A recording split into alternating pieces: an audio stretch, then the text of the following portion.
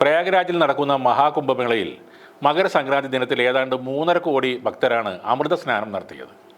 ഈ സമയത്ത് 13 അഖാരകളിൽ നിന്നുള്ള നാഗസാധുക്കളും സ്ത്രീ സാധുക്കളും പ്രയാഗ്രാജിൽ എത്തിയിരുന്നു. കുംഭമേളയിൽ ആദ്യം പുരുഷ നാഗസാധുക്കൾ കുളിക്കും, അതിനുശേഷമാണ് സ്ത്രീ നാഗസാധുക്കൾ കുളിക്കുന്നത്.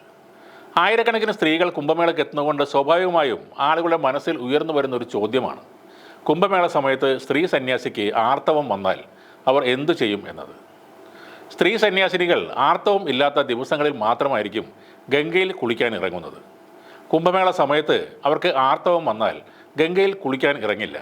പകരം ഗംഗാജലം ശരീരത്ത് തളിക്കുകയാണ് ചെയ്യാറ്. അതിലൂടെ അവർ ഗംഗയിൽ കുളിച്ച് ശരീരശുദ്ധി വരുത്തിയതായി സങ്കല്പിക്കുന്നു.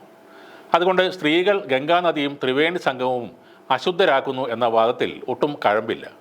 ലോകത്തിലെ ഏറ്റവും വലിയ തീർത്ഥാടക സംഗമമായ കുംഭമേളയിൽ പ്രതീക്ഷിക്കുന്നത് മൊത്തം 40 കോടി ആളുകളെയാണ്. അതായത് അമേരിക്കയിലെ ജനസംഖ്യയേക്കാൾ കൂടുതൽ, റഷ്യയേക്കാൾ 3 ഇരട്ടി ആളുകൾ. 45 ദിവസത്തെ ആഘോഷത്തിൻ്റെ ചെലവ് ഏകദേശം 7000 കോടി രൂപ എന്നാണ് കണക്കുകൂട്ടുന്നത്. മഹാകുംഭ നഗർ എന്ന താൽക്കാലിക നഗരം ഒരുക്കിയത് 10,000 ഏക്കറിലാണ്. സത്യത്തിൽ എന്താണ് കുംഭമേള? എന്താണ് ഇതിന് പിന്നിലുള്ള ഐതിഹ്യം? ദശലക്ഷക്കണക്കിന് ആളുകൾ എന്തുകൊണ്ടാണ് ഇതിൽ പങ്കെടുക്കാനായി വരുന്നത്? 3 വർഷത്തിലൊരിക്കൽ നടക്കുന്നതാണ് കുംഭമേള. 6 വർഷം കൂടുമ്പോൾ അർദ്ധ കുംഭമേള നടക്കും. 12 വർഷത്തിലൊരിക്കൽ പൂർണ്ണ കുംഭമേള. 144 വർഷങ്ങൾ കൂടുമ്പോൾ നടക്കുന്നതാണ് മഹാകുംഭമേള എന്നറിയപ്പെടുന്നത്. പ്രയാഗ്രാജിൽ ഗംഗ, യമുന, പിന്നെ പുരാണങ്ങളിൽ പറയുന്ന സരസ്വതി നദി എന്നിവയുടെ സംഗമസ്ഥാനത്തും, ഹരിദ്വാറിൽ ഗംഗയുടെ തീരത്തും, മഹാരാഷ്ട്രയിലെ നാസിക്കിൽ ഗോദാവരിയുടെ തീരത്തും, മധ്യപ്രദേശിലെ ഉജ്ജയിനിയിൽ ക്ഷിപ്രയുടെ തീരത്തുമാണ് കുംഭമേള നടക്കുന്നത്. കുംഭമേളയെക്കുറിച്ച് ഐതിഹ്യങ്ങൾ പലതാണ്. കുംഭം എന്ന സംസ്കൃത വാക്കിൻ്റെ അർത്ഥം കുടം അല്ലെങ്കിൽ പാത്രം എന്നാണ്. ഒരിക്കൽ തമ്മിലടിച്ച് കഴിഞ്ഞിരുന്ന ദേവന്മാരും അസുരന്മാരും അമരത്വം നേടാൻ ഒരുമിച്ച് നിന്ന് മരണത്തെ ജയിക്കാനുള്ള അമൃത് കിട്ടാൻ അവർ പാലാഴി കടഞ്ഞു. ഒടുവിൽ ലഭിച്ച അമൃതകുംഭം കൈക്കലാക്കാനായി തമ്മിൽ അടിയായി. ഇതിനിടെ അമൃത് അസുരന്മാർക്ക് കൊടുക്കാതിരിക്കാൻ ഇന്ദ്രൻ്റെ മകൻ ജയന്തൻ അതിരുന്ന കുടവുമായി ഓടിയെന്നാണ് പറയുന്നത്. അതോടെ സൂര്യനും ശനിയും ബൃഹസ്പതിയും ചന്ദ്രനും ജയന്തൻ്റെ പിന്നാലെ ഓടി. ജയന്തൻ ഇങ്ങനെ 12 ദിവസം ഓടിയെന്നും അപ്പോൾ ഹരിദ്വാർ, പ്രയാഗ്രാജ്, ഉജ്ജയിൻ, നാസിക്, ത്രയംബകേശ്വർ എന്നീ 4 സ്ഥലങ്ങളിൽ അമൃത് ഒഴുകിയെന്നുമാണ് വിശ്വാസം. അമൃത് ഒഴുകിയെന്ന് വിശ്വസിക്കുന്ന 4 സ്ഥലങ്ങളും നദികളുടെ തീരത്താണ് സ്ഥിതി ചെയ്യുന്നത്.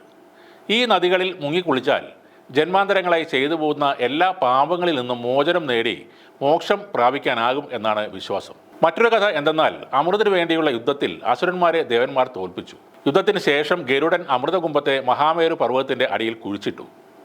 ഈ അമൃതിൻ്റെ മർദ്ദത്തിൻ്റെ ഫലമായി ഓരോ 12 വർഷം കൂടുമ്പോഴും അതിൻ്റെ ഒരു അംശം ഈ കുടത്തു നിന്നും പുറത്തു വരികയും ഭൂമിയുടെ അന്തർഭാഗത്തു കൂടി 4 പുണ്യസങ്കേതത്തിലെ നദീജലത്തിൽ കലരുകയും ചെയ്യും എന്നാണ് വിശ്വാസം. അതുകൊണ്ട് ആ സമയത്ത് ഈ നദികളിൽ മുങ്ങിക്കുളിച്ച് മോക്ഷം ലഭിക്കുമെന്ന വിശ്വാസത്തിലാണ് മിക്കവരും ഇവിടെ എത്തുന്നത്. ലോകമെമ്പാടുമുള്ള സന്യാസി ശ്രേഷ്ഠന്മാർ മുതൽ ഗവേഷകർ വരെ കുംഭമേളയുടെ ഭാഗമാകും. വിവിധ തരത്തിലുള്ള സംഭാവനകളും ഇവിടെ നൽകുന്നവരുണ്ട്. കുംഭമേളയുടെ രഹസ്യം തേടിയാണ്, അല്ലെങ്കിൽ അതേക്കുറിച്ച് അറിയാനാണ് പല വിദേശ സഞ്ചാരികളും അവിടെ എത്തുന്നത്.